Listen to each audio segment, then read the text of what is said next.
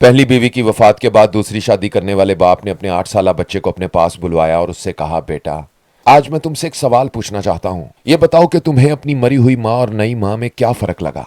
बच्चा बोला, बाबा, मेरी मरी हुई मां झूठी थी और मेरी नई मां सच्ची है। यह सुनकर बाप को शदीद झटका लगा और बोला, आखिर क्यों?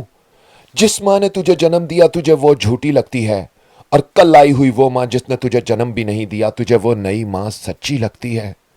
क्यों आखिर? ऐसा क्यों लगता है? बच्चे ने रोने वाले चेहरे से बाप की तरफ देखा और बोला, बाबा, मेरी पुरानी मां बहुत झूठी थी।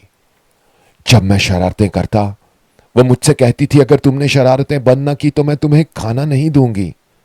मगर फिर भी मैं बहुत शरारतें करता, घर से बाहर खेलने चला जाता। वो फिक्रमंद होकर पागलों की तरह पूरे गांव में मुझे ढूंढती।